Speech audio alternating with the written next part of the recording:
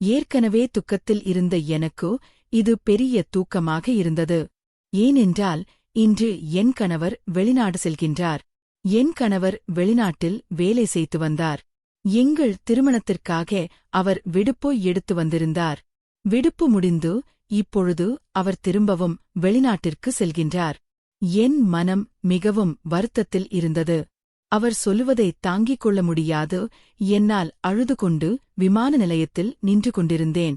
அப்பொழுது எனது அத்தை ஏண்டி போறவன் வெளியூருக்கு வேலைக்குதான போறான்.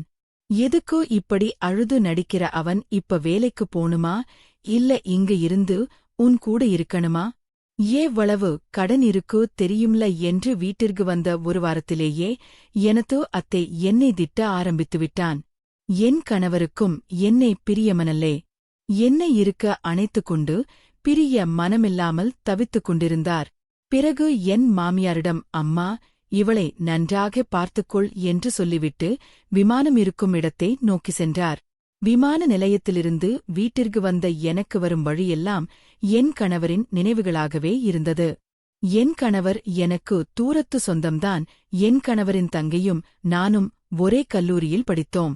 எனக்கு அவள் நெருங்கிய தோழி என்பதால் நாங்கள் இருவரும் அடிக்கடி தொலைபேசியில் பேசுவதுண்டு. அவ்வப்போது சிறு நிகழ்ச்சியில், கல்யாணத்தில், திருவிழாவில் என்று என் கணவரும் நானும் அடிக்கடி சந்தித்ததும் உண்டு. பல நாட்கள் என் தோழிக்கு பதிலாக நான் தொலைபேசியில் பேசும் பொழுது எந்த வார்த்தையும் கூறாமல் நான் பேசுவதை மட்டுமே அவர் கேட்டுக்கொண்டும் இருந்திருக்கின்றார். இவ்வாறு நாட்கள் போய்க் கொண்டிருந்த நிலையில் ஒருநாள் என் தோழி என்னிடம் என் அண்ணன் உன்னை விரும்புகிறான் என்று கூற பதிலுக்கு நான் எதுவும் சொல்லவில்லை. சில நாட்களுக்குப் பிறகு நான் எனது விருப்பத்தை தெரிவித்தேன். ஏனென்றால் எனக்கும் அவரை மிகவும் பிடித்திருந்தது. விழாக்களிலும் கல்யாணத்திலும் அவரை பார்க்க வேண்டும் என்பதற்காகவே நான் எனது அம்மா அப்பாவுடன் செல்வேன். அதன் பிறகு நானும் என் கணவருடன் தொலைபேசியில் பேச ஆரம்பித்தேன். எங்கள் காதல் 4 ஆண்டுகளாக தொடர்ந்து கொண்டிருந்தது. ஒருநாள் என் தோழி என்னிடம் வந்து என் அண்ணன் வெளிநாட்டிற்கு செல்லப் போகின்றான் என்று சொன்னபொழுது எனக்கு மிகவும் கஷ்டமாக இருந்தது. என்ன சொல்வது என்று தெரியாமல் அழ ஆரம்பித்தேன். பிறகு என்னை சமாதானப்படுத்திய என் தோழி என்னை தொலைபேசியில் அவள் அண்ணனுடன் பேச வைத்தாள். ஒன்றும் ஆகாது, வெளிநாடு சென்றால்தான் நம் திருமணம் செய்த பிறகு நன்றாக வாழ முடியும். கொஞ்சம் யோசிச்சு சொல்லு என்று என்னிடம் கேட்டார். நானும் சற்று யோசித்து சரி என்று சொல்லிவிட்டேன். அவரும் வெளிநாடு செல்வதற்கு முன் என்னை வந்து பார்த்துவிட்டு சென்றார். சற்று மனதுக்கு ஆறுதலாகவும் இருந்தது. அவர் என்னை வந்து பார்த்துவிட்டு சென்றது. இவ்வாறு 1 வருடங்கள் கடந்தது. நாங்கள் இருவரும் அடிக்கடி தொலைபேசியின் மூலம் பேசிக் கொண்டிருந்தோம். வெளிநாட்டில் இருக்கும் அவர் வீட்டிற்கு போன் செய்வதை விட எனக்குதான் அதிகமாக போன் செய்வார். எங்கள் வீட்டில் எனக்கு ஒருநாள் திடீரென திருமணம் செய்ய வேண்டும், மாப்பிள்ளை தேட வேண்டும் என்று பேசிக் கொண்டிருந்ததை கேட்டேன். சற்றும் யோசிக்காமல் உடனே அவருக்கு தொடர்பு கொண்டு சொன்னேன். என் கணவரும் அவருடைய அம்மாவிற்கு தொடர்பு கொண்டு என்னை எங்கள் வீட்டில் சென்று பெண் பார்க்க சொல்லியிருந்தார். ஆரம்பத்தில் எங்கள் வீட்டில் யாருக்கும் இந்த சம்பந்தம் பிடிக்கவில்லை. எங்கள் வீட்டில் மட்டுமில்லாமல் எங்கள் உறவினர்கள் வீட்டிலும் யாருக்குமே இவரையும் இவரது அம்மாவையும் பிடிக்கவில்லை. அதனால் பெண் கொடுக்க வேண்டாம் என்று மறுத்துவிட்டனர். மீண்டும் மீண்டும் என் கணவரின் அம்மா என்னை பெண் கேட்க, உங்களுக்கு ஊரில் வேற பெண்ணே கிடைக்கவில்லை, என் பெண்தான் கிடைத்தால் எதற்காக இப்படி தொந்தரவு செய்வீர்கள், வேறு பெண்ணை பார்த்துக் கொள்ளுங்கள் என்று அவரின் முகத்தில் அடித்தபடி சொல்லிவிட்டார். இது எனக்கு சற்று கவலையாக இருந்தது. அன்றிரவு அவரை தொலைபேசியில் தொடர்பு கொண்டு நடந்த எல்லாவற்றையும் கூறினேன். அதற்கு உடனே அவர் கோபப்பட்டார். பிறகு நான் அவரை சமாதானப்படுத்தி எப்படியாவது நாம் திருமணம் செய்து கொள்ளலாம், கோபப்படாதீர்கள் என்று சொல்லிவிட்டேன். பிறகு நான் என் அப்பாவிடம் எல்லாவற்றையும் கூறி சம்மதம் கேட்டேன். அப்பொழுதும் அப்பா சம்மதிக்கவில்லை. என்ன செய்வது என்று புரியாமல் அவரைத் தொடர்ந்து தொந்தரவு செய்து வந்து கொண்டிருந்தேன். எங்க அப்பா அவனுக்கு உன்னை திருமணம் செய்து கொடுக்க முடியவே முடியாது என்று தீர்மானமாக சொல்லிவிட்டார். என்ன செய்வது என்று தெரியாமல், நீங்கள் அவரை எனக்கு திருமணம் செய்து கொடுக்கவில்லை என்றால் நான் தற்கொலை செய்து கொள்வேன் என்று மிரட்டினேன். அப்பா என்னிடம் அந்த குடும்பம் நமக்கு சரிப்பட்டு வராது. புரிந்துகொள் என்று பலமுறை என்னிடம் கெஞ்சியும் கேட்டு பார்த்தார். அப்பொழுது நான் கேட்கவில்லை. அது எவ்வளவு பெரிய தவறு என்று அப்பொழுது எனக்கு தெரியவும்லே. ஒரு கட்டத்தில் என் அப்பா நான் எங்கே ஏதாவது செய்துவிடுவேன் என்று திருமணத்திற்கு சம்மதித்தார். அப்பொழுது நான் அடைந்த மகிழ்ச்சிக்கு அளவே இல்லை. இதை கணவரிடம் தெரிவிக்க அவரும் சந்தோஷமடைந்தார். 2 வருடங்கள் கழித்து திருமணம் செய்து கொள்வதாக உறுதியளித்தார்.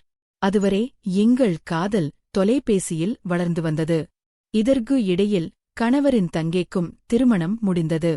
கணவர் சொன்னது போலவே 2 வருடங்கள் கழித்து விடுமுறைக்கு வந்து எங்களின் திருமணமும் சிறப்பாக நடந்து முடிந்தது. மாமியார் வரதட்சணை கேட்பதற்கு முன்பே எந்த குறையும் இல்லாமல் அனைத்தையும் செய்து முடித்திருந்தார். எனது அப்பா இவை அனைத்துமே நினைத்துக்கொண்டே காரில் வந்து கொண்டிருந்தேன். வீடு வந்தவுடன் எனது அத்தை என்ன சொகுசா தூங்குகிட்டு இருக்க வீடு வந்தது கூட தெரியாம மகாராணிக்கு கதவை வேறு யாராவது திறந்துவிடணுமா, இறங்கி வா என்று சொல்லிவிட்டு காரை விட்டு இறங்கிவிட்டருக்குள் சென்றார். எனக்கு அவர் இல்லாமல் மனம் மிகவும் கவலையாகும் வருத்தமாகவும் இருந்தது. எனது அறைக்கு சென்று அழுது கொண்டிருந்தேன். அப்பொழுது எனது மாமியார் அங்கு வந்து என்ன அழுதுகிட்டே இருந்தா, உனக்கு வேலை சொல்ல மாட்டாங்கன்னு வந்து அழுது நடித்து உட்கார்ந்திருக்கியா, ஒழுங்கு மரியாதையா வந்து வேலையை பாரு என்று கூறினார். அவர் அவ்வாறு கூறியது எனக்கு அதிர்ச்சியாக இருந்தது.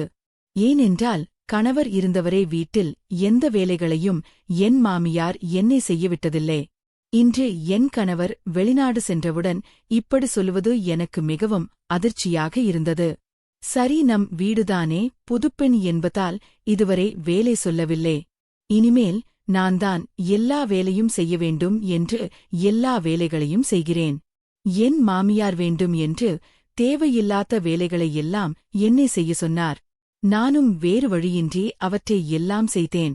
எப்பொழுது நான் வீட்டு வேலைகள் எல்லாம் செய்ய ஆரம்பித்தேனோ அப்பொழுதிருந்து என் மாமியார் எந்த வேலையும் செய்யாமல் வீட்டில் தொலைக்காட்சி பார்ப்பதும் பக்கத்து வீட்டிற்கு சென்று அரட்டை அடிப்பதும் ஆகவே இருந்து கொண்டிருந்தது. இதிலும் என் மாமியார் பக்கத்து வீட்டில் பேசிவிட்டு வரும்பொழுது சமைத்து முடித்தால் சொல்ல தெரியாதா என்று திட்டிவிட்டு வந்து சாப்பிடுவார். இதனாலே நான் சமைத்து முடித்தவுடன் அவரை கூப்பிட்டு சாப்பாடு கொடுப்பேன். அவர் அதை சாப்பிட்டுவிட்டு திரும்பவும் பக்கத்து வீட்டுக்கே சென்று விடுவார். இப்படியே 2 மாதங்கள் ஓடிப்போக எனது கணவர் எப்பொழுதுமே தொலைபேசியில் நடந்தது. எங்கள் ஊரிலும் சரி, குடும்பத்திலும் சரி, திருமணமானவுடன் வெளிநாடு செல்வதை சகஜம்தான். அப்பொழுதெல்லாம் அழுது கொண்டிருக்கும் பெண்களை பார்த்து நானே கிண்டல் செய்திருக்கிறேன். ஆனால் அதுவே இப்பொழுது எனக்கு நடக்கும் பொழுது அந்த பிரிவு எனக்கு மரணவேதனையே தந்தது. கணவர் வெளிநாட்டிற்கு சென்ற பிறகு எனது மாமியார் நடவடிக்கைகள் மிகவும் மாறிப் போயிருந்தன. கணவர் எனக்கு அனுப்பும் பணத்தில் செலவுக்கு கூட 1 ரூபாய் கூட தரமாட்டார். அப்படியே நான் கேட்டாலும் வீட்ல இருக்கும் உனக்கு எதற்கு செலவு என்று சொல்லிவிட்டு அங்கிருந்து சென்றுவிடுவார். இதை நான் என் கணவரிடம் சொன்னாலும் அவரும் அதே பதிலேதான் என்னிடம் சொல்வார். நானும் என் மாமியாரும் மட்டுமே எங்கள் வீட்டில் இருப்பதால் அதிகமாக வேலை ஒன்றும் இருக்காது. அதனால் அவரும் என்ன செய்வார்? வயதான காலத்தில் பக்கத்து வீடு மற்றும் டிவிதானே பார்ப்பார் என்று விட்டுவிடுவேன். கணவரின் தங்கை 15 அல்லது 20 நாட்களுக்கு ஒருமுறை வீட்டிற்கு வந்துவிடுவார். 2-3 நாட்கள் தங்கிவிட்டு அவள் போகும் பொழுது 2 பை நிறைய பொருட்களை கொடுத்து அனுப்புவார். மாமியார் அதில் என்ன இருக்கிறது என்று நானும் கேட்பதில்லை, அவரும் சொன்னதில்லை. ஆனால் அவர் சென்ற பிறகு வீட்டில் உள்ள சில பொருட்கள் காணாமல் போயிருக்கும். அது எனது அப்பா வரதட்சணையாக கொடுத்த பித்தளை பொருட்களாகத்தான் இருக்கும். நானும் அதை பெரிதாக எடுத்துக் கொள்ளவில்லை.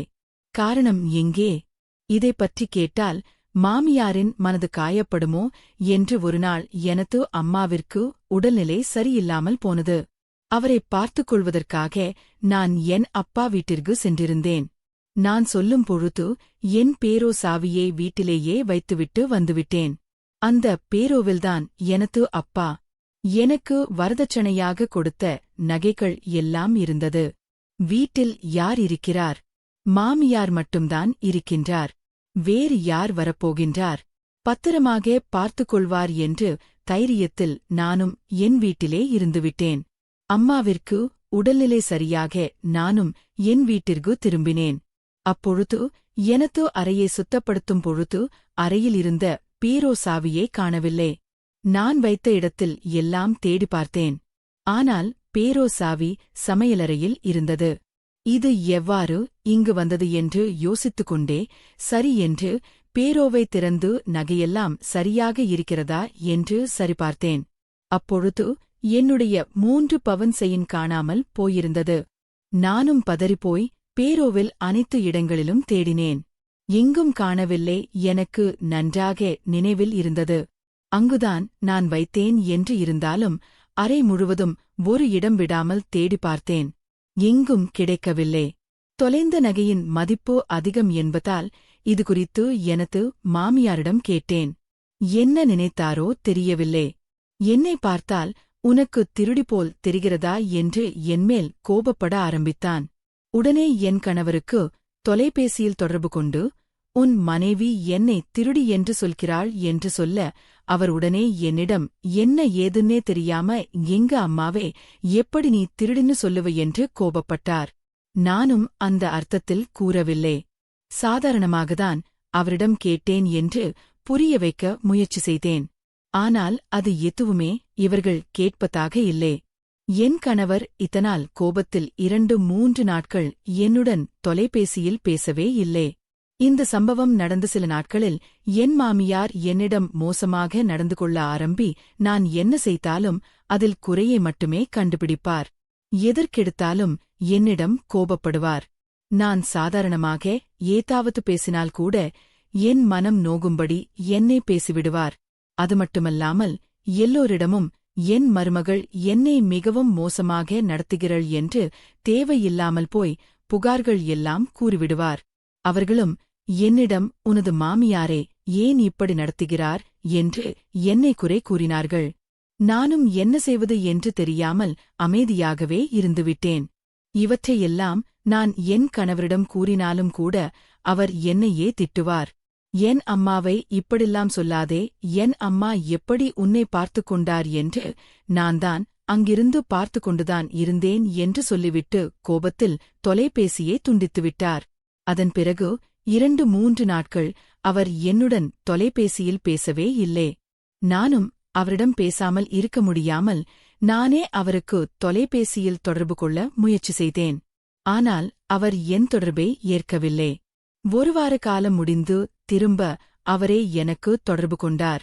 நான் இனி எதுவும் சொல்ல மாட்டேன், என்னிடம் பேசுங்கள் என்று அவரிடம் கூறியது. அவரும் சரி என்று சொல்லிவிட்டு என்னிடம் பேச ஆரம்பித்தார். இப்படியே 6 மாதம் கடந்து போனதோ எனக்கு ஏனோ தெரியவில்லை. இந்த 6 மாத காலம் 60 வருடமாக தோன்றியது. ஆனாலும் கணவரின் தங்கை எங்கள் வீட்டிற்கு வந்து போவதில் மட்டும் குறையவில்லை. முன்பெல்லாம் அவள் சென்ற பிறகு சமையல் அறையில் உள்ள பொருட்கள் மட்டுமே காணாமல் போகும். இப்பொழுதெல்லாம் எனது அறையிலிருந்தும் சில பொருட்கள் காணாமல் போய்க் கொண்டிருந்தது. எனக்கு ஒரு கட்டத்தில் புரிந்து போனது, மாமியார்தான் அனைத்தையும் எடுத்து அவளிடம் கொடுத்து அனுப்புகிறார் என்று. என் கணவரின் தங்கை எனக்கு முன்பே நெருங்கிய தோழி. அவளே கேட்டிருந்தால் நானே எல்லாவற்றையும் கொடுத்திருப்பேன். ஆனால் ஏன் இப்படி என் மாமியார் செய்கிறார் என்று புரியவில்லை என்று யோசித்துக் கொண்டே இருந்தேன். ஒருநாள் எங்கள் உறவினரின் திருமணம் வந்தது. நானும் எனது அத்தையும் அங்கு சென்றிருந்தோம். அப்பொழுது என் அப்பாவின் தங்கையின் மகன், அதாவது எனது அத்தை மகன் என்னிடம் வந்து, என் கணவர் நன்றாக இருக்கிறாரா, என்னை எப்படி பார்த்துக் கொள்கிறார் என்று என்னை பற்றியும் என் கணவரை பற்றியும் விசாரித்துக் கொண்டிருந்தான். நானும் எல்லாவற்றிற்கும் பதில் சொல்லிக் கொண்டிருந்தேன். இதை தூரத்திலிருந்து பார்த்துக் கொண்டிருந்த எனது அத்தை என்னிடம் வந்து, யார் அவன், ஏன் அவனுடன் பேசிக் கொண்டிருக்கிறாய் என்று கேட்க நானும் அவன் என் அத்தை பையன் என்று கூறினேன். அப்பொழுது அவர் சரி என்று தலையாட்டிவிட்டு வந்துவிட்டார். திருமணம் முடிந்த 2 நாட்கள் கழித்து தொலைபேசியில் என் கணவர் எனக்கு தொடர்பு கொண்டு என் அத்தை பையனை பற்றி விசாரித்தார். அவருக்கு என் அத்தை பையனை முன்பாகவே தெரியும். இருந்தாலும் அவர் விசாரிக்கிறார் என்று என் மனதில் எண்ண முடியது. அப்பொழுதுதான் நான் புரிந்து கொண்டேன். என் மாமியார் நானும் என் அத்தை மகனும் திருமணத்தில் பேசிக் கொண்டிருந்ததை தவறாக சொல்லியிருக்கிறார் என்று நானும் அவன் என் அத்தை மகன் உங்களுக்கு தெரியாதா என்று கூறினேன். கணவரும் அப்பொழுது எதுவும் சொல்லவில்லை. எப்பொழுதும் இரவு நேரங்களில் மட்டுமே தொலைபேசியில் அழைக்கும். என் கணவர் அடிக்கடி தொலைபேசியில் அழைக்க ஆரம்பித்தார். இதனால் நான் பல தடவை வேலை செய்யும் பொழுது தொலைபேசியை எடுக்க முடியாமல் போயிருக்கும். சமையலறையில் இருக்கும் பொழுதும் நான் குளிக்கும் பொழுதும் தொலைபேசியை எடுக்க முடியாமல் போயிருக்கும். அப்பொழுதெல்லாம் அந்த பையனுடன் பேசிக் கொண்டிருக்கிறாயா என கோபப்படுவார். நானும் அப்படியெல்லாம் ஒன்றுமில்லே, எனக்கு வேலை இருந்தது என்று சொல்லி பார்ப்பேன். ஆனால் அவர் எதையுமே கேட்காமல் எல்லாம் எனக்கு தெரியும் என்பது போல பேசிவிட்டு தொலைபேசியில் வைத்துவிட்டு சென்று விடுவார். என் மாமியார்தான் என் கணவரிடம் அடிக்கடி நான் யாருடனும் தொலைபேசியில் பேசிக் கொண்டிருக்கிறேன் என்றும் அது என் அத்தை மகன் என்றும் தவறாக என் கணவரிடம் சொல்லிக் கொடுத்திருந்திருக்கிறார். இல்லாத ஒரு உறவை எங்களுக்குள் ஏற்படுத்தி வந்து கொண்டிருக்கின்றார். இவ்வளவு நாள் என்ன கொடுமை செய்ததை தாங்கிக் கொண்டேன். இப்பொழுது எனது நடத்தையின் மேல் பழி வந்தது. என்னால் தாங்கிக் கொள்ள முடியவில்லை. இது குறித்து மாமியாரிடம் சண்டையிட ஆரம்பித்தேன். இது என் கணவருக்கு பிடிக்கவில்லை. செய்வதெல்லாம் செய்துவிட்டு உன் தவறை மறைப்பதற்கு எனது அம்மாவிடம் சண்டையிடுகிறாயா எனேல் கோபப்படத் தொடங்கினார். இவ்வளவு நாள் பொறுமையாக இருந்தேனால் அதற்கு மேல் பொறுமையாக இருக்க முடியவில்லை. கணவரிடம் சண்டை விட ஆரம்பித்தேன். நான் என் மாமியாரிடம் அடிக்கடி சண்டையிடுவதால் நான் வீட்டு வேலைகளையும் சரிவர பார்க்கவில்லை. எல்லா வேலைகளையும் மாமியாரே பார்த்துக் கொண்டிருந்தார். இதனால் என்மேல் அதிக கோபமான என் மாமியார் என் கணவரிடம் யாரோ நம் வீட்டிலிருந்து செல்வது போல் தெரிகிறது, அது அந்த பையனாகத்தான் இருக்கும் என்று தேவையில்லாத வார்த்தைகளை கூற என் கணவரும் சில நாட்களிலேயே வெளிநாட்டிலிருந்து ஊருக்கு திரும்பினார். வந்தவர் என்னை சந்தேகப்பட்டு அடிக்கவும் செய்தார். நானும் அவரிடம் எவ்வளவோ புரிய வைப்பதற்கு முயற்சி செய்தேன். ஆனால் என்னிடம் அவர் முரட்டுத்தனமாக நடந்து கொண்டார். வார்த்தைகளால் மட்டுமல்ல, கைகளாலும் காயப்படுத்தத் தொடங்கினான். எனக்கு புரிந்து போனது, அவருக்கு சந்தேக பேய் பிடித்துவிட்டது என்றே. அவர் அப்படி மாறியதற்கு முழு காரணமும் மாமியார்தான். கணவர் ஊருக்கு வந்த பின்னரும் என்னை பற்றி இல்லாததும் பொல்லாததுமாக கூற கணவரும் நான் தவறு செய்துவிட்டேன் என்று நம்பத் தொடங்க என்னிடம் என்ன நடந்தது என்று ஒரு வார்த்தை கூட கேட்கவில்லை. ஒருநாள் என் கணவர் வாசலில் நின்று கொண்டிருந்த பொழுது எனது மாமியார், இந்த பெண் நமக்கு வேண்டாம், விவாகரத்து செய்துவிடலாம் என்று என் மாமியார் கூற என் கணவரும் சரி சொல்லிவிட்டார். சொல்லப்போனால் நானும் அதைதான் எதிர்பார்த்து காத்துக் கொண்டிருந்தேன். காரணம், சந்தேகப்படும் கணவனோடும் இவ்வாறு கொடுமை செய்யும் மாமியாருடனும் வாழ்வதை விட நாம் பிறந்த வீட்டிற்கு சென்றுவிடலாம் என்று நினைத்துக் கொண்டிருந்தேன். எங்கள் வீட்டிற்கு இதை தெரியப்படுத்தின். எங்கள் வீட்டில் உள்ளவர்களும் தாராளமாக அவனை விவாகரத்து செய்துவிடு. நீ இவ்வளவு துன்பங்களை அனுபவிப்பதற்கு பதிலாக நம் வீட்டிற்கு வந்துவிடலாம் என்று என் அப்பா கூற நானும் அவரை விவாகரத்து செய்துவிட்டேன். எங்கள் வீட்டிற்கு வந்துவிட்டேன். நானும் சரி, எங்கள் குடும்பமும் சரி, அவரை விவாகரத்து செய்ததில் எந்தவொரு கவலையும் படவில்லை. ஏனென்றால் அந்த நரகத்திலிருந்து நான் தப்பித்துவிட்டேன் என்று எல்லோரும் நினைத்தார்கள். நான் என் வீட்டில் இருந்த ஒரு மாதத்தில் என்னை அக்கம் பக்கத்தில் இருந்தவர்கள் எல்லோரும் மறுமணம் செய்து கொள்ள சொல்லி வற்புறுத்தினார்கள். என்னால் முடியாது என்று மறுக்கேன். அப்பாவும் அம்மாவும், எவ்வளவு நாள்தான் எங்கள் வீட்டிலே இருப்பாய்? உனக்கு இன்னும் வயதாகவில்லை. சிறுவயதில் நீ இப்படி தனியாக இருப்பது எங்களுக்கு கஷ்டமாக இருக்கிறது என்று என்னிடம் கூற நானும் சரி என்று ஒப்புக்கொண்டேன். பிறகு தரகர் மூலம் ஒரு நல்ல சம்பந்தம் எங்கள் ஊரிலேயே கிடைத்தது. முன்பு போல் இல்லாமல் இவர் என் மீது அன்பாகவும் பாசமாகவும் நடந்து கொண்டார். எங்கள் ஊரிலேயே ஒரு சிறு கடை நடத்தி வந்தார். இப்பொழுது இருக்கும் கணவரைப் போலவே அவர்கள் வீட்டில் இருக்கும் அனைவரும் என் மீது அன்பாகவும் பாசமாகவும் இருந்தார்கள். முன்பிருந்த வாழ்க்கையை மறந்து நான் என கணவருடன் சந்தோஷமாக வாழ்ந்து வந்தோம். எங்கள் அன்பின் அடையாளமாக எங்களுக்கு 2 அழகான பிள்ளைகள் பிறந்தனர். என் கடந்த காலத்தை முற்றிலுமாக மறந்து போனேன். ஒருநாள் என் உறவினர் மூலம் என் முதல் கணவனின் நிலை எனக்கு தெரிய வந்தது. அவர் வேறொரு பணக்கார பெண்ணை திருமணம் செய்து கொண்டதாகவும், அப்பெண்ணின் முன்னாள் கொடுமைக்கார மாமியாரே ஒரு வேலைக்காரியாக நடத்துவதாகவும், கணவரிடம் சரியாக பேசாமலும் பாசமில்லாமல் நடந்து கொள்வதாகவும் கூறினார்கள். முன்பு அவர் மீது எனக்கு கோபம் இருந்தது. என்னவோ உண்மைதான். ஆனால் என் கணவர் வீட்டில் உள்ளவர்கள் என எல்லோரும் என் மீது அன்பாக இருக்கும். இந்த வாழ்க்கை எனக்கு கிடைத்ததற்கு காரணம் அவர்தானே என்று நினைத்துக் கொண்டிருந்தேன். ஏனென்றால் சில சமயம் நாம் அவரை திருமணம் செய்து கொண்டதற்குப் பதிலாக முதல் திருமணமே இவரை செய்திருக்கலாம் என்று பலமுறை நினைத்ததுண்டு. அதனால் எங்களைப் போலவே அவர்களும் நன்றாக வாழ வேண்டும் என்று இறைவனை பிரார்த்திக்கின்றேன். என் பெயர் கனகா. நான் ஒரு அழகான கிராமத்தில் வசித்து வருகிறேன். எனக்கு 2 குழந்தைகள் உள்ளனர். அர்ஜுன் என்ற ஆண் குழந்தையும் சத்யா என்ற பெண் குழந்தையும் உள்ளார்கள். என் கணவர் ரவி வெளியூரில் வேலை செய்கிறார். வாரத்திற்கு 1 நாட்கள் மட்டுமே வீட்டிற்கு வருவார்.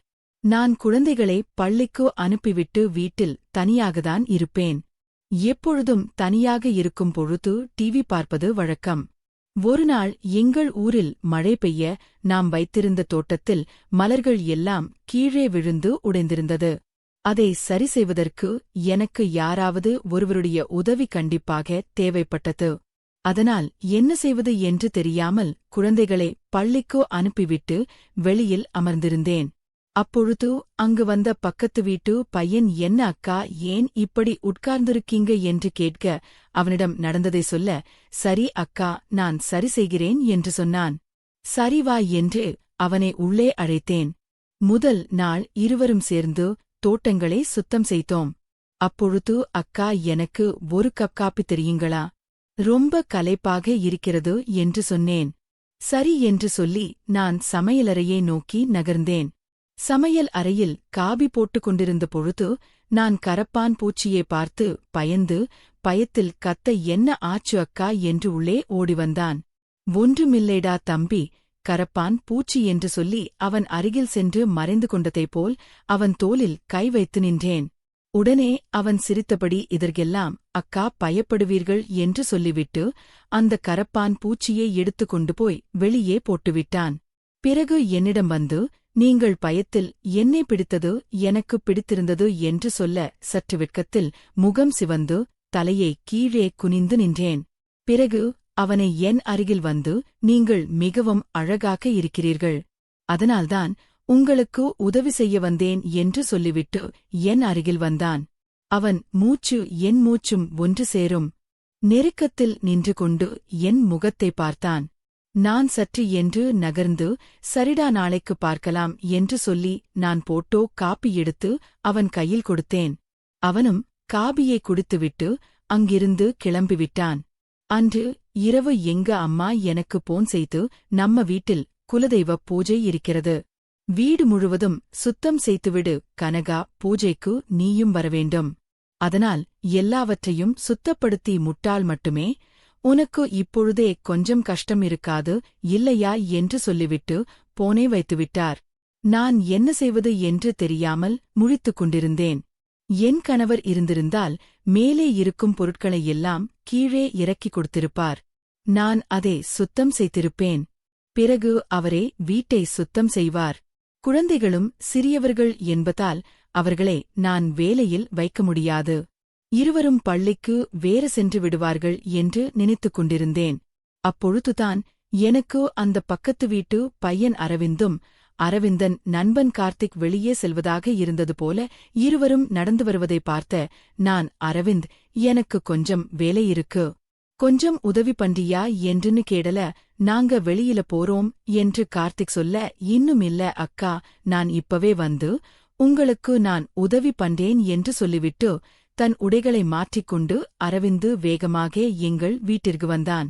கார்த்திகிடம் நாளே போய்க் கொள்ளலாம், நீ போடா என்று சொல்லிவிட்டு அரவிந்த் எங்கள் வீட்டிற்கு வந்தான்.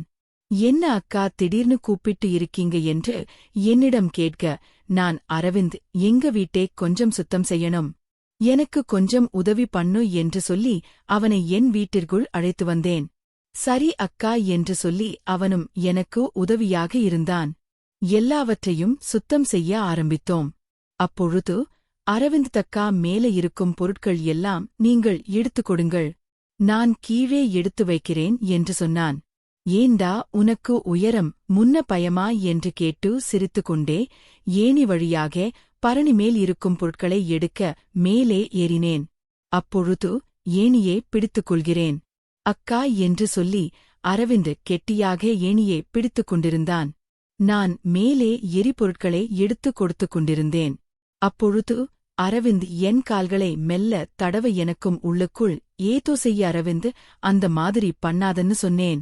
உடனே அரவிந்த் இல்ல அக்கா உங்க கால் நல்லா வழுவழுன்னு அழகா இருக்கா, அதனாலதான் சும்மா தடவி பார்த்தேன் என்று சொன்னான். திரும்ப திரும்ப அவன் கைகளால் என் கால்களை தடவ எனக்கு உணர்ச்சிகள் பொங்கினர். நான் என் கணவனுடன் உல்லாசமாக இருந்து வெகு நாட்கள் ஆனதால் இவன் என் ஆசைகள் எல்லாம் தூண்டிவிட்டான்.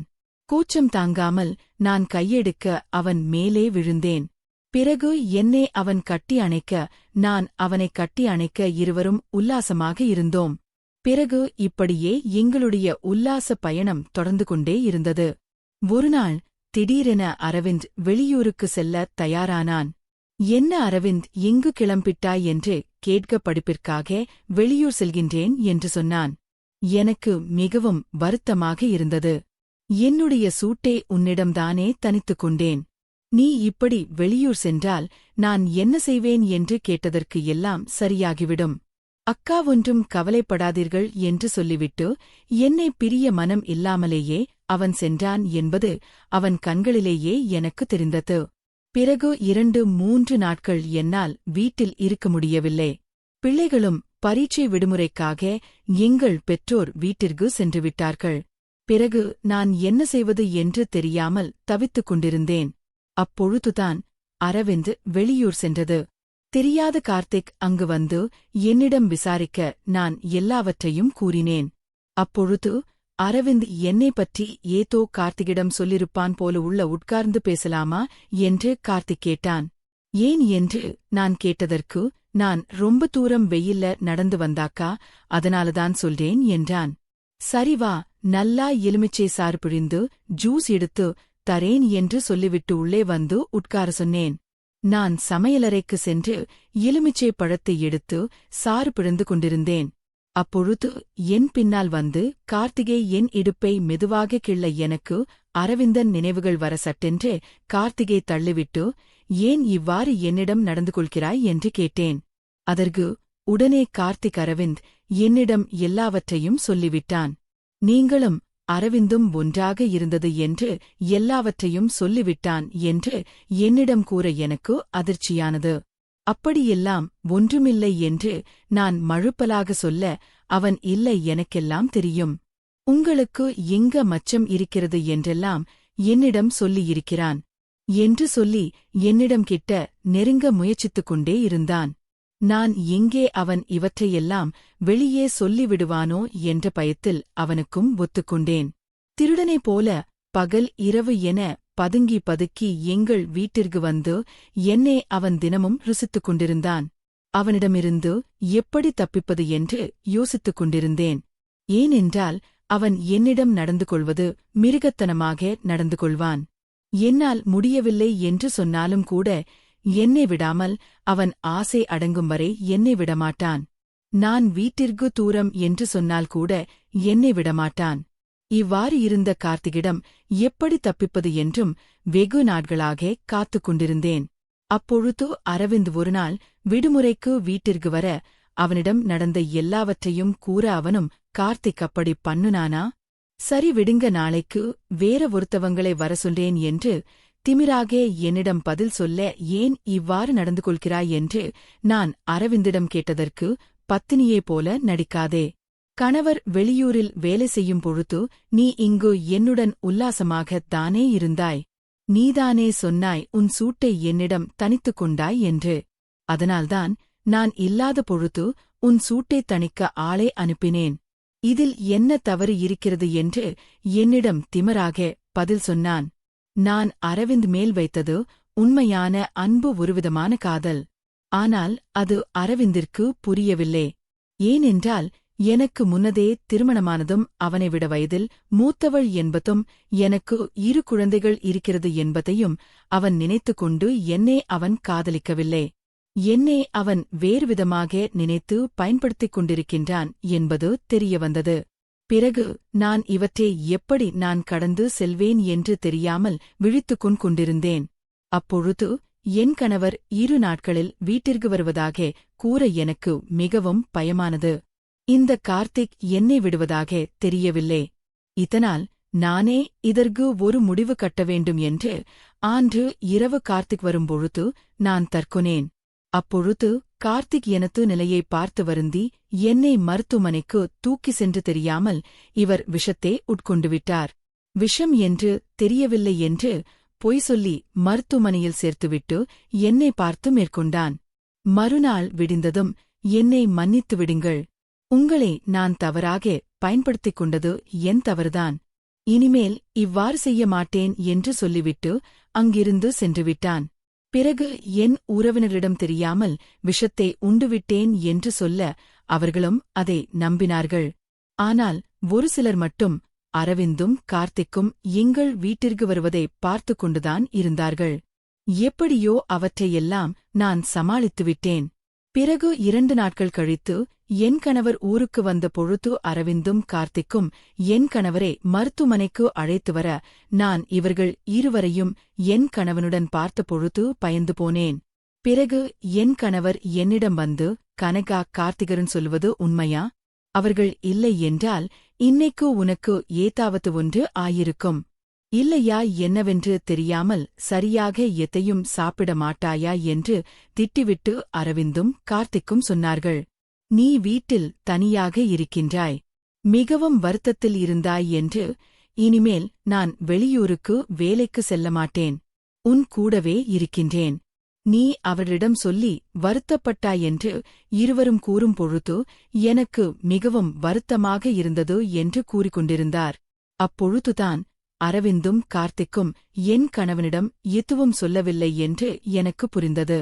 பிறகு என் கணவர் மருத்துவமனையில் பில் கட்டுவதற்கு சென்ற பிறகு கார்த்திக்கும் அரவிந்தம் என்னிடம் வந்து மன்னிப்பு கேட்டார்கள்.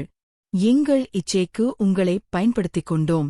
எங்களை மன்னித்து விடுங்கள் அக்கா, இனிமேல் உங்கள் வாழ்க்கையில் தலையிடமாட்டோம். அதற்காகத்தான் நாங்கள் உங்கள் கணவரை இங்கே இருக்குமாறு கேட்டுக்கொண்டோம் என்று சொல்லிவிட்டு அங்கிருந்து சென்றுவிட்டார்கள். பிறகு நான் வீட்டிற்கு வந்த 2 நாட்கள் கழித்து அரவிந்தும் அவன் வீட்டை காலி செய்து வேறு ஊருக்கு சென்றுவிட்டார். இப்பொழுது நான் என் கணவர் மகள்கள் மகன் என சந்தோஷமாக வாழ்ந்து வருகின்றோம். என் பெயர் அவந்திகா. நான் ஒரு தனியார் நிறுவனத்தில் வேலை செய்து வந்தேன். திடீரென அந்த நிறுவனத்தில் இருந்து சில வேலையாட்களை அணிநீக்கம் செய்துவிட்டார்கள். அதில் நானும் ஒருத்தி என்ன செய்வது என்று தெரியாமல் 2-3 நாட்களாக தவிர்த்துக் கொண்டிருந்தேன். அப்பொழுதுதான் எனது தோழியான தீபா என்னை தொலைபேசியில் தொடர்பு கொண்டாள். அவளிடம் நான் நடந்த எல்லாவற்றையும் கூறினேன். உடனே அவள் அவளுடைய கம்பெனியில் எனக்கு வேலைக்கு ஏற்பாடு செய்கிறேன் என்று சொல்லிவிட்டு தொலைபேசியை துண்டித்துவிட்டார். மறுநாள் காலை தீபா என்னை தொலைபேசியில் தொடர்பு கொண்டாள். அவந்திகா, உனக்கு ஒரு நல்ல செய்தி. எங்க கம்பெனியில இன்னைக்கு வேலைக்கு ஆட்கள் எடுக்கின்றார்கள். நீயும் எங்க கம்பெனியில் இன்டர்வியூவுக்கு வந்துவிடு என்று தீபா சொல்ல எனக்கு ஒரே ஆனந்தம். திடீரென போனை வைத்துவிட்டு எனது சான்றிதழ்கள் எல்லாம் சரியாக இருக்கிறதா என்று ஒருமுறை பார்த்து கொண்டேன். பிறகு மறுநாள் தீபாவின் கம்பெனிக்கு சென்றேன். அங்கு வாட்ச்மேன் என்னை பார்த்தவுடன், யாரம்மா நீ என்று கேட்க நான் அவரிடம் விளக்க முயற்சித்த பொழுது தீபா கம்பெனிக்குள் இருந்து வெளியே வந்தாள். வாட்ச்மேன், அண்ணா, அவள் இன்னைக்கு இன்டர்வியூக்கு வந்திருக்கா, அவங்களை உள்ள விடுங்க. என்னோட தோழிதான் என்று கூற சரிமா போய் உள்ள உடாருமா என்று சொல்லி எனக்கு கதவை திறந்துவிட்டார். பிறகு தீபா என்னிடம் வந்து, இங்க பாரு அவந்திகா, ஓனர் இன்னும் வரல.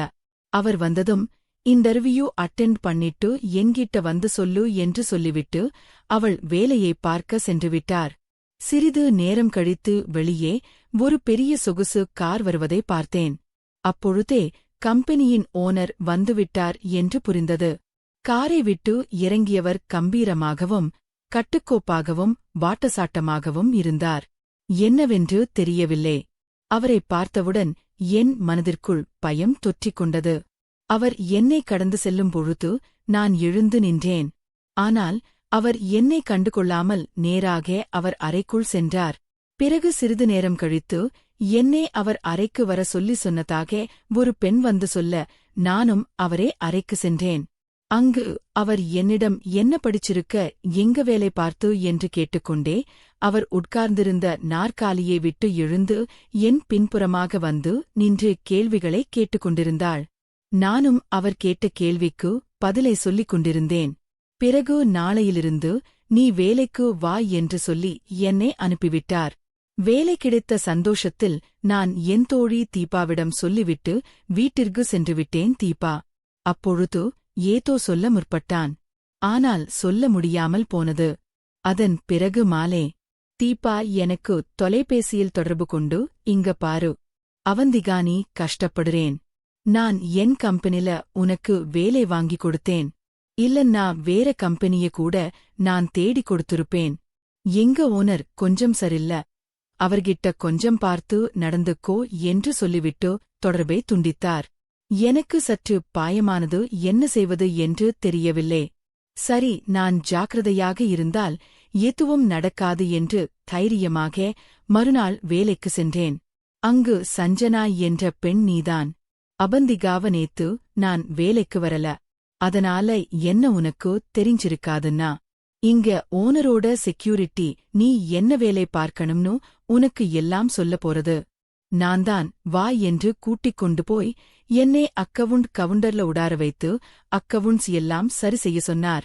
நானும் அவற்றை எல்லாம் சரி செய்தேன். பிறகு மாலையானதும் வீட்டிற்கு திரும்ப எனது பேக்கை எடுத்துக்கொண்டு கிளம்பினேன். அப்பொழுது சஞ்சனாயனிடம் வந்து, அவந்திகா உன்ன ஓனர் கூப்பிடுறாரு, என்னன்னு கேட்டுட்டு வா என்று சொல்லிவிட்டு அங்கிருந்து சென்றாள். நேற்று மாலை தீபா சொன்னதே என் காதில் ஒழித்துக் கொண்டிருந்தது. சரி, நாம் எதற்கும் பயப்பட வேண்டாம் என்று முடிவு எடுத்துவிட்டு ஓனரின் அறைக்கு சென்றேன். அங்கு ஓனர் வேலையெல்லாம் எப்படி போய்க்க கொண்டிருக்கிறது என்று கேட்டபடி என்னை சுற்றி வந்து என்னை அணைத்துக் கொண்டார். உடனே எனக்கு பதறிப்போனது. சட்டென்று அவர் கைகளை உதறிவிட்டு, நான் அந்த மாதிரி பெண் கிடையாது என்று சொல்லிவிட்டு அங்கிருந்து சென்றுவிட்டேன். இவற்றையெல்லாம் இரவு தீபாவிற்கு தொலைபேசியில் தொடர்பு கொண்டு கூறினார். அதற்குடனே, தீபா, நீ என்ன முடிவு எடுத்திருக்கின்றாய் என்று கேட்டால், என்ன முடிவு என்றால் என்ன தீபா என்று கேட்க, இங்குள்ள பெண்கள் எல்லாம் இப்படி அவரிடம் இருந்து கொண்டுதான் வேலை செய்து கொண்டிருக்கிறார்கள். வேறு வழி இல்லை அவந்திகா, நானும் அப்படி இருந்து கொண்டுதான் வேலை பார்த்துக் கொண்டிருக்கிறேன் என்று கூற எனக்கு அதிர்ச்சியானது. சரி, நான் சற்று யோசித்து பதில் சொல்கிறேன் என்று கூறிவிட்டு தொலைபேசியே துண்டித்தேன். மறுநாள் நம்மை மீறி இதுவும் நடக்க வாய்ப்பில்லையே என்று கம்பெனிக்கு சென்றேன். அங்கு வந்த சஞ்சனா, என்ன அவந்திகா, என்ன பண்ணிட்டு இருக்க என்று கேட்டபடியே என் பக்கத்தில் வந்து அமர்ந்தான். ஒன்றுமில்லை, கொஞ்சம் வேலை பெண்டிங் இருந்தது, அதுதான் சரி பண்ணிட்டு இருக்கேன் என்று சொல்லி எனது வேலையை தொடர்ந்தது. அப்பொழுது ஓனரிடமிருந்து சஞ்சனாவிற்கு அழைப்பு வந்தது. சஞ்சனா உடனே ஐயோ என்று சொல்லிக்கொண்டே உள்ளே சென்றான். உள்ளே சென்று அரை மணி நேரம் கழித்து வெளியேறினாள். அவள் உடைகள் கலைந்திருந்தது. அப்பொழுது நான் புரிந்து கொண்டேன். பிறகு என்னிடம் வந்து, அவந்திகா, நான் சொல்றேன்னு தப்பா எடுத்துக்காதீங்க. இந்த மாதிரி எல்லாம் இருந்தாதான் நம்மளால நல்லா இருக்க முடியும். இல்லன்னா நம்ம கஷ்டத்துலதான் இருக்கணும். என்ன தப்பா எடுத்துக்காத அவந்திகா என்று சொல்லிவிட்டு அங்கிருந்து சென்றாள். நானும் அவள் நிலையை புரிந்து கொண்டேன். பிறகு நான் சாப்பிடுவதற்கு கேண்டிந்து சென்றேன். அப்பொழுது தீபா என்னிடம் வந்து பேச்சு கொடுத்தாள். என்ன அவந்திகா, எப்படி போயிட்டு இருக்குது? அவர் எதுவும் உன்கிட்ட மறுபடியும் தப்பா நடந்துகிட்டாரா என்று கேட்கலில்லை என்று சொன்னேன். சரிடி என்று சொல்லிவிட்டு அவர் அங்கிருந்து சென்றுவிட்டார். நானும் நம்மீது இருந்த பார்வை விலகியது என்று நினைத்துக் கொண்டிருந்தேன். ஆனால் என் முதலாளி பார்வை என் மீது இருந்து விலகவில்லை. என்னை கேமரா மூலமாக கண்காணித்துக் கொண்டிருந்தார். நான் பேசுவது, நடப்பது, சிரிப்பது என்று ஒவ்வொன்றையும் ரசித்துக் கொண்டிருந்தார். மறுநாள் என்னை அழைத்த முதலாளி, அவந்திகா, உன்னை பற்றி எல்லாத்தையும் விசாரிச்சேன். உனக்கு கல்யாணமான கொஞ்ச நாளைக்கு உன்னோட கணவன் உன்னை விட்டுட்டு போயிட்டான்னு கேள்விப்பட்டேன். இப்போ உங்க அப்பா அம்மா கூட நீ இருக்கறன்னு தெரிஞ்சுகிட்டேன். அவங்களுக்கும் வயசாயிடுச்சு. அவங்களை நீதான் பாத்துக்க, குடும்பத்துல ரொம்ப கஷ்டம் என்றும் கேள்விப்பட்டேன் என்று கூறிக்கொண்டே மறுபடியும் தன் நாற்காலியை விட்டு எழுந்து என்னை சுற்ற ஆரம்பித்தார். அப்பொழுதே நான் புரிந்து கொண்டேன். என் சார், உங்களை மாதிரி ஆளுங்க எங்களை பயன்படுத்துகிறார்கள் என்று தலையை குனிந்தபடியே அவரிடம் சொல்ல, அப்படியெல்லாம் ஒன்றுமில்லை அவந்திகா, உன்னை எனக்கு ரொம்ப பிடிச்சிருந்தது, அதனால மட்டும்தான் என்று சொல்லி மறுபடியும் என் தோள்களின் மேல் கை வைத்தார். நான் அவர் கையை தள்ளிவிட்டு மறுபடியும் சொல்கிறேன் சார், நான் அந்த மாதிரி பொண்ணு கிடையாது என்று சொல்லிவிட்டு அங்கிருந்து வெளியே வந்துவிட்டேன். சிரித்தபடியே தனது நாற்காலியில் அமர்ந்தார். என் முதலாளி மறுநாள் பணிக்குச் சென்ற என்னை சஞ்சனா அழைத்தார். என்ன வந்திகா, நான் கேள்விப்பட்டதெல்லாம் உண்மையா? நீ நம்ம முதலாளிக்கு பிடி கொடுக்காமல் இருக்கியாமே, அவ்வளவு நல்ல பொண்ணா இருக்க இப்படியே இருந்துக்கோ என்று சொல்லிவிட்டு சென்றாள். ஆனால் முதலாளியும் சஞ்சனாவும் எனக்காக திட்டம் தீட்டியது எனக்கு தெரியவில்லை. அது என்ன திட்டம் என்றால், சஞ்சனாவிடம் முதலாளி, சஞ்சனா, இந்த அவந்திரா எனக்கு பிடி கொடுக்கவே மாட்டேங்கிறா, அதனால நான் போடு மீட்டின் ஏற்பாடு பண்ணிருக்கேன் என்று சொன்ன முதலாளியை பார்த்து சஞ்சனா சிரித்தாள். நீங்க போடு மீட்டிங்னு சொன்னா அவ உங்க கூட வந்துருவான்னு நீங்க நினைக்கிறீங்களா என்று கேட்க, நான் சொன்னா வரமாட்டான், நீ சொன்னா வருவாள், நீ சொல்லு, அவ கண்டிப்பா வருவா. அப்புறம் அது மட்டுமில்ல, நான் கொடுக்கிற ட்ரெஸ்தான் அவ போட்டு வரணும் என்று கூறியபடி சஞ்சனாவின் கைகளில் ஒரு சுடிதாரை கொடுத்தான். முதலாளி அதை எடுத்துக்கொண்டு போய் சஞ்சனா அவந்திகாவிடம் கொடுத்து, நாளைக்கு உனக்கு போடு மீட்டிங் நடக்குது, நீயும் அவரு மட்டும்தான் போறீங்க என்று சஞ்சனா அவந்திகாவிடம் பலமுறை எச்சரிக்கும்படி கூறினான். அதை புரிந்து கொண்டால் அவந்திகா மறுநாள் முதலாளியும் அவந்திகாவும் போல்ட்டு மீட்டிங்கிற்காக ஒரு பெரிய ஹோட்டலுக்கு சென்றார்கள். தன் முதலாளி கொடுத்த ஆடையே தனக்கு அழகாக இருக்கிறது என்று சஞ்சனாவிடம் சொல்லிவிட்டு வந்தாள். அவந்திகா ஹோட்டலில் தனி அறையில் முதலாளி இருக்க, எங்க சார் இன்னும் கிளேண்ட காணும் என்று சொன்னபடி உள்ளே நுழைந்தான். அவந்திகாவா, அவந்திகா, இந்த ஆடை உனக்கு ரொம்பவே அழகா இருக்கு, உன்னோட எடுப்பான உடம்பு அழகா காட்டுது என்று கூறிக்கொண்டு அவள் அருகில் சென்றாள். அவந்திகா அமைதியாகவே நின்றாள். உடனே முதலாளி இந்த வாய்ப்பை விட்டால் வேறு வாய்ப்பு கிடைக்காது என்று யோசித்து அவன் கதவை சாத்தி தாப்பால் போட்டான். என்ன சார் பண்றீங்க? இப்படித்தான் இருப்பீங்களா கடைசி வரைக்கும் என்று கேட்க, இத்துல என்ன இருக்குது? எனக்கு உன்ன பிடிச்சிருக்கு, அதனாலதானே நான் உன்கிட்ட இப்படி நடந்துக்கிறேன், இத்துல என்ன இருக்குது என்று கேட்டவாறு அவந்திகா விடங்கைகளைத் தொட ஆரம்பித்தான். ஏன் சார் இப்படி நடந்துக்கறீங்க? என்கிட்ட என்ன இருக்கோ அதேதானே உங்க மனைவி கிட்டையும் இருக்கு. நீங்க இப்படி ஒவ்வொரு பொண்ணு கிட்டையும் இந்த மாதிரி நடந்துகிட்டா உங்க மனைவியும் அவந்திகா கிட்ட தப்பா நடந்துக்கறீங்க என்று கேட்டுக்கொண்டு நகர்ந்தாள் அவந்திகா. ஆனால் அவளை வலுக்கட்டாயமாக கட்டி அணைத்துக் கொண்டான். பிறகு அவனை கட்டிலில் தள்ளிவிட்டு அங்கிருந்து சென்றுவிட்டாள். முதலாளியோ அவந்திகாவை பார்த்து சிரித்துக் கொண்டிருந்தான். நீங்க இப்படி நடந்துக்குவீங்கன்னு தெரிஞ்சா நான் இங்க வந்து இருக்கவே மாட்டேன், என்ன மன்னிச்சுக்கோங்க என்று சொல்லியபடி ஹோட்டல் விட்டு வெளியேறினாள். அவந்திகா மறுநாள் காலையில் அலுவலகம் சத்தமில்லாமல் இருந்தது. அவந்திகாவுக்கு சற்று சலனமாக இருந்தாலும் எதிர்பார்க்காத அமைதி தன்னை இன்னும் பதற்றத்துக்குள் கொண்டு போனது. அப்பொழுது அங்கு வந்த ஒரு பெண், அவந்திகா அவங்கள பாசு கூப்பிடுறாங்க என்று சொல்லிவிட்டு உள்ளே சென்றாள். அவள் சென்ற மறுநொடி தீபா அங்கு வந்து, அவந்திகா, நீ செஞ்சது தப்பு இல்லே, ஆனா நீ எடுத்திருக்கிற முடிவு என்ன சொல்லு? அவந்திகா தீபா காதில் அருகில் சொன்னால், அவங்க என்ன வேலை விட்டு தூக்கினாலும் பரவாயில்லை, நான் அவங்களுக்கு ஒரு நாளும் அடிமையா இருக்க மாட்டேன். இந்த மாதிரி ஒரு சூழ்ச்சியில நான் எப்பவுமே மாட்டேன் என்று கூறினாள். அவந்திகா முதலாளியின் அறைக்கு சென்றாள். முதலாளிக்கு முன்னால் அவந்திகா நிதானமாக நின்றாள். நான் இங்கு வேலையை விட்டு வெளியேறுகிறேன். என் திறமையையும் தன்னம்பிக்கையும் வியாபாரத்துக்கு பொருளாக வைக்க முடியாது என்று கூறினாள். அதற்கு உடனே முதலாளி சிரித்துக்கொண்டே, இதெல்லாம் இந்த மாதிரி கம்பெனிகள்ல சகஜம்தான். நான் நினைச்சா நீ முன்னேறி இருந்திருப்ப அவந்திகா என்று கூறினான். ஆவந்திகா பார்வை கொஞ்சம் கலங்கினாலும் மனம் உறுதியாக இருந்தது. நீங்க ஒரு பெண்ணை முன்னேற வைக்கலைங்க, அவள அடிமையாக வைக்கணும்னு நினைச்சுக்கறீங்க என்று முகத்தில் அடுத்தபடி பேசிவிட்டு முதலாளிடம் தன் முதல் மாத சம்பளத்தை வாங்காமலேயே வெளியேறினாள். அந்த கம்பெனியை விட்டு வெளியேறியதும் மெல்லிய காற்று ஜில் என்று அவள் முகத்தில் வந்து வீசியது. அது வழி தராத சுதந்திர போல் இருந்தது. அவந்திகாவிற்கு தீபா ஓடி வந்தாள். அவந்திகா, சாரி, நானேதான் இந்த வேலைக்கு அழைத்தேன். ஏதாவது வேற வேலை என்று தீப கூற ஆரம்பிக்க அவந்திகா உடனே அவள் கையை பிடித்து, நீ என்னை பற்றி கவலைப்படாதே என்றாள். அன்று அவந்திகா அவள் வேலையை மட்டும் விட்டுவிட்டு வரவில்லை. அவளுடைய சுய மரியாதையையும் சுய ஒழுக்கத்தையும் மீட்டெடுத்தால். பெண் என்றால் ஆசை.